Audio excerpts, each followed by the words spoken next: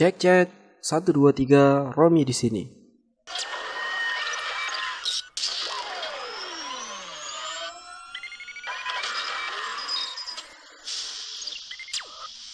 Halo teman-teman semuanya, aku Romi. Selamat datang di Cek Romi.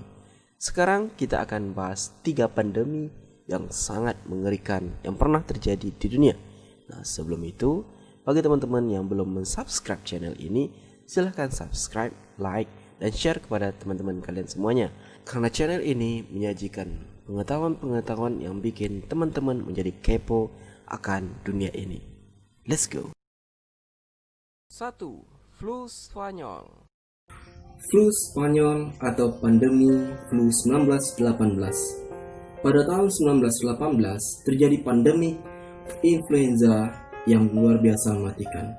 Kejadian ini berlangsung selama 36 bulan, dimulai pada bulan Januari 1918 hingga Desember 1920. Lalu dari manakah asal dari penamaan flu Spanyol ini? Apakah murni berasal dari negara Spanyol itu sendiri? Nah, menurut Wikipedia, asal-usul nama flu Spanyol berasal dari penyebaran pandemik ke Spanyol itu sendiri dari Prancis pada bulan November 1918. Flu Spanyol terkenal ganas dan mematikan karena menginfeksi sekitar 500 juta orang. Wow, atau 1/3 populasi dunia kala itu. Dengan angka kematian variasi dimulai dari angka 25 hingga 50 juta jiwa, atau kurang dari 3% populasi dunia. Mengenai asal-usul flu Spanyol, para ahli banyak berpendapat atau berspekulasi, tentunya dengan keilmuan dan kepakaran yang mereka miliki masing-masing. Yang pertama, pasukan Inggris di Prancis. Seorang ahli virus bernama John Oxford melakukan penelitian di kamp pementasan dan kamp rumah sakit utama Inggris di Etaples, Prancis. Hasil temuannya, dari penelitiannya pada akhir 1916, kamp Etaples terkena serangan penyakit baru dengan gejala mirip flu. Yang kedua, Amerika Serikat. Siapa nggak tahu Amerika Serikat? Negara adidaya, negara besar. Beberapa orang berpendapat bahwa flu Spanyol ini berasal dari Amerika Serikat. Di antaranya adalah sejarawan Alfred W. Crosby, penulis populer John M. Barry, dan Profesor Biologi Evolusi Michael Worobey. Mereka berpendapat virus Spanyol ini berasal dari Kansas, tentunya wilayah Amerika Serikat. Nah, yang ketiga adalah Cina. Wow. Cina dinilai oleh beberapa ahli sebagai asal dari virus ini, dikarenakan tingkat kematian flu ini lebih rendah dari negara lainnya, sehingga ahli berpendapat penduduk Cina telah terlebih dahulu memperoleh kekebalan terhadap virus ini. Seorang ahli yang bernama Claude Hannon pada tahun 1993 dengan lantang menegaskan virus prekursor ini kemungkinan berawal dari Cina lalu kemudian bermutasi di Amerika Serikat dan akhirnya menyebar ke Brest, Prancis. Bahkan seorang sejarawan yang bernama Mark Humphreys, maaf kalau salah menyebutannya, pada tahun 2014 berpendapat bahwa adanya mobilisasi sebanyak 96.000 pekerja asal Cina sekarang di Indonesia saja yang bekerja di belakang garis Inggris dan Prancis, dan ini mungkin menjadi pemicu pandemi tersebut. Nah, totalitas jumlah angka kematian per negara di seluruh dunia yang diakibatkan oleh virus ini dapat kami rincikan sebagai berikut. India memakan korban 12 hingga 17 juta orang.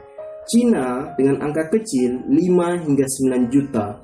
Namun ini dikritik oleh beberapa pihak karena terdapat penutupan informasi yang disampaikan oleh pihak Cina menurut pendapat ahli.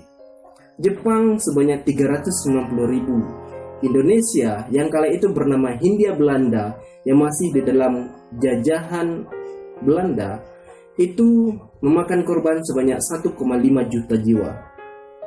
Tahiti 13% dari total penduduknya. Samoa 22% dari total penduduknya. Selandia Baru itu ada 2 suku Yang pertama adalah Pakeha dengan total 6.400 jiwa dan penduduk Maori sebanyak 2.500 jiwa yang meninggal dalam hanya 6 minggu saja. Iran dengan kisaran angka 902.400 hingga 2.431.000 jiwa atau 8 hingga 22% dari populasi penduduknya.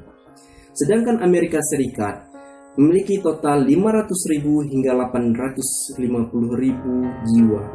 Nah, virus ini memiliki 4 gelombang atau 4 fase kejadian, yang mana fase 1 dan 2 itu terjadi pada tahun yang sama, yaitu pada tahun 1918.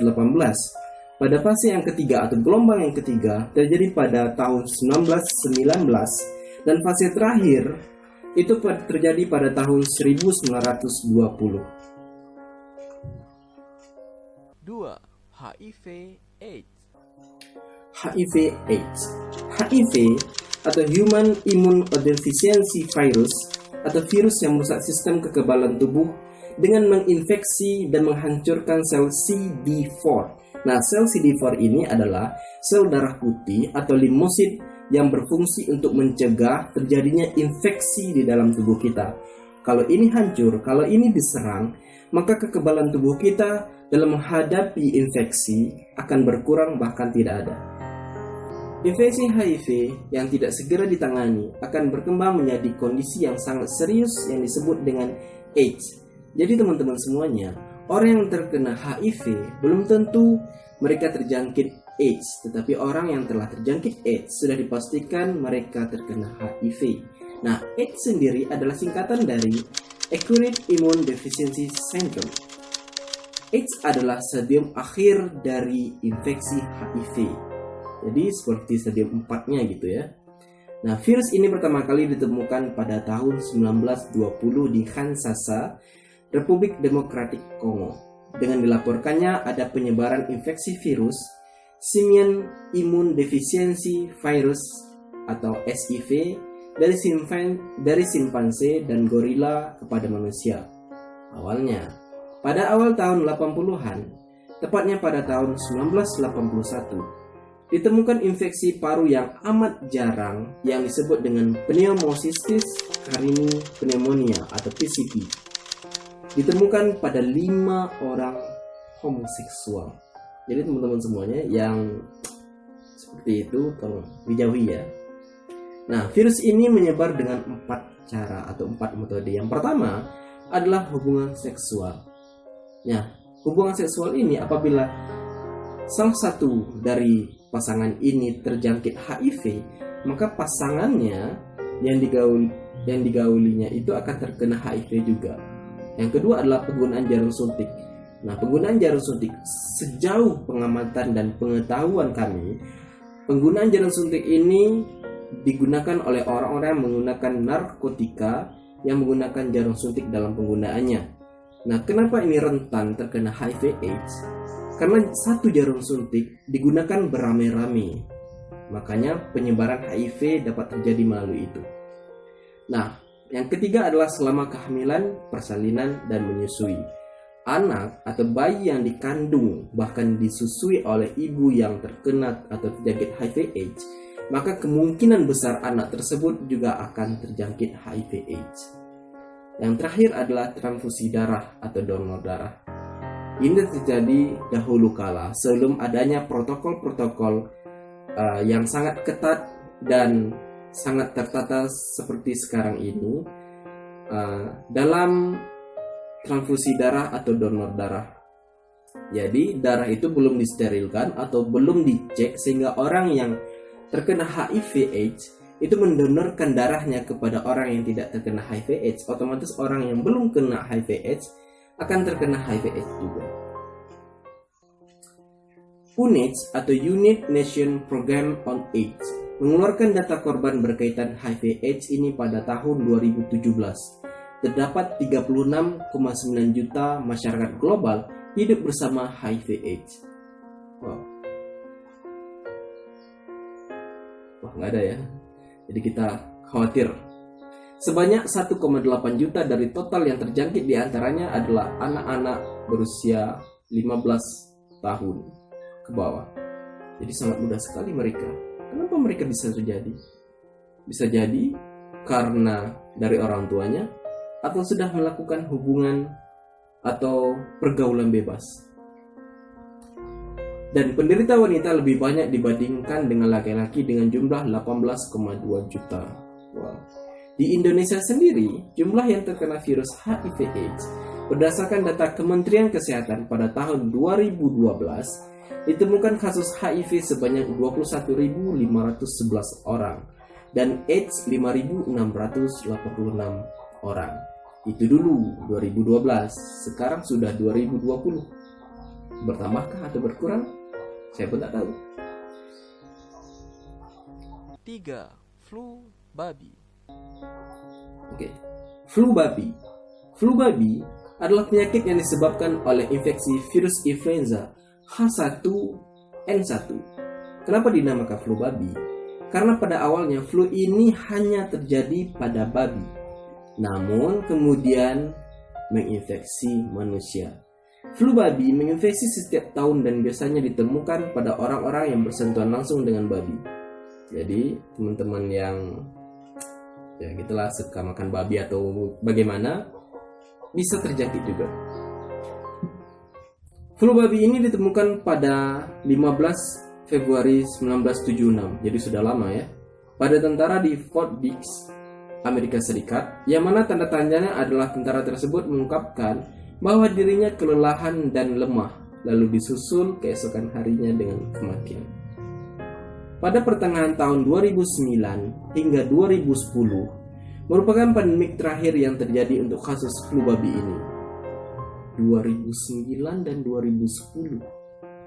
Berarti wah, aku antara SMP dan SMA itu. Korban jiwa yang disebabkan oleh flu babi ini menurut data dari Centers for Disease Protection and Control telah menginfeksi lebih dari 1,4 miliar orang di seluruh dunia dan menewaskan sekitar 575.000 jiwa. Banyak sekali. Flu babi ini banyak menyerang kalangan anak-anak dan dewasa muda. Bahkan berdasarkan laporan CDC, 80% kasus kematian terjadi pada golongan di bawah usia 65 tahun. Jadi teman-teman semuanya, apalagi sekarang ini kita tengah dihadapi dengan pandemi virus corona. Oleh karena itu, bagi teman-teman semuanya, kami mengimbau untuk selalu menjaga kesehatan, selalu cuci tangan, dan bagi teman-teman yang harus atau terpaksa bekerja di luar rumah, kami sarankan untuk selalu berhati-hati dan jaga kesehatan. Ikuti protokol-protokol kesehatan, selalu jaga kesehatan, stay safe, stay home. Jangan lupa like dan subscribe dan share kepada teman-teman kalian semuanya sehingga supaya teman-teman kalian mendapatkan informasi-informasi yang bermanfaat dari channel ini. Dukung terus dan nantikan terus video selanjutnya. Bye bye.